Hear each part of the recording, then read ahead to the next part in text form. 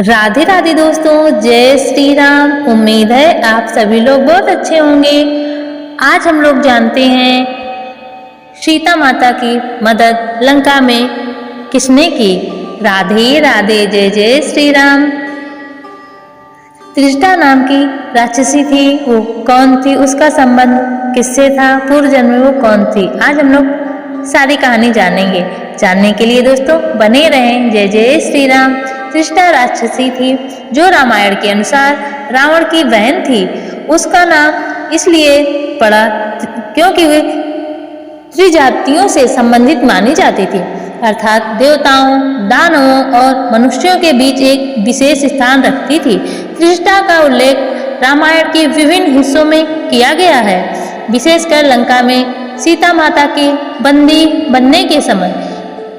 यही एक राक्षसी का उल्लेख केवल एक राक्षसी के रूप में नहीं है, बल्कि वे एक बहुत ही विशेष और विदुषी पात्र भी थी।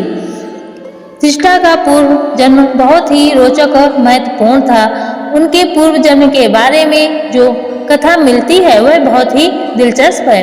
कहा जाता है कि त्रिष्टा पूर्व जन्म में एक ब्राह्मणी थी जिनका नाम तारा था। वे अत्यंत धर्मनिष्ठ, पवित्र और सत्यवादी थी। तारा का जीवन बहुत ही साधारण और धार्मिक था। उनका नाम इसलिए भी प्रसिद्ध था क्योंकि वे हमेशा दूसरों की मदद के लिए तैयार रहती थीं और उन्हें कभी भी किसी के साथ अन्याय नहीं करना आता था। जय जय श्री राम। पूर्व जन्म में तारा ने एक बार एक साधु से मिलकर उनके कष्टों को दूर किया। उस साधु ने तारा से आशीर्वाद लिया और कहा, तुमसे जो भला कार्य होगा वही तुम्हारा भाग्य बनेगा।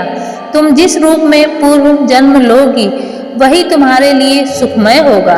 इस आशीर्वाद के बाद तारा ने अपने जीवन में संतुष्टि की भावना पाई और अपने जीवन को धर्म और सत्य के रास्ते पर चलने में समर्पित कर दिया। जय जय श्री राम। लेकिन जब तारा का निधन हुआ तो उन्होंने अगले जन्म में राक्षसी के रूप में जन्म लिया। राक्षसी रूप में उनके जन्म लेने का कारण था कि उन्होंने अपने जीवन के पहले भाग में जितने पुण्य कर्म किए थे उनका फल उन्हें एक राक्षसी के रूप में मिलना था। हालांकि राक्षसी होते हुए भी त्रिष्टा ने अपने पूर्व जन्म के गुणों को पूरी तरह से अपने में समाहित किया। रामायण में त्रिष्टा का उल्लेख उस समय होता है जब रावण ने सीता माता को अपनी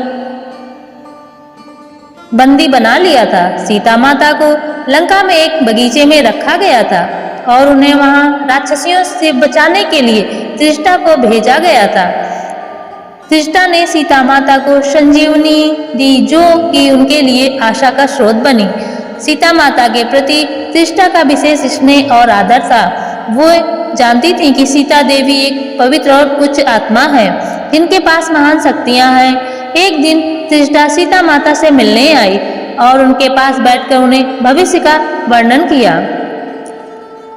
त्रिष्टा ने सीता से कहा कि वे जल्द ही रावण का नाश करेंगी और राम के पास लौट जाएंगी। इस समय माता सीता को यह भी बताया कि राम की सेना उनकी मदद के लिए आने वाली है और रावण का अंत होना तय है। ये बात राक्षसी ने सीता माता को बताई। त्रिष्टा के द्वारा सीता माता को यह दिलासा देने के बाद उन्होंने उन्हें शांति का अनुभव कराया। त्रिष्टा की बातों ने सीता माता का साहस बढ़ाया और उन्हें विश्वास दिलाया कि वे जल्द ही अपने पति श्री राम के पास लौट जाएंगी। त्रिष्टा की यह सहायता सीता माता के लिए अत्यंत महत्वपूर्ण साबित हुई क्योंकि उसने उन्हें मानसिक और भावनात्मक रूप से तैयार किया। इसके बाद सीता माता ने त्रिष्टा का धन्यवाद किया और उन्हें आशीर्वाद दिया। त्रिष्टा के इस रूप को समझने के बाद यह स्पष्ट होता है कि उनकी मदद सीता जी के लिए अत्यधिक महत्वपूर्ण थी।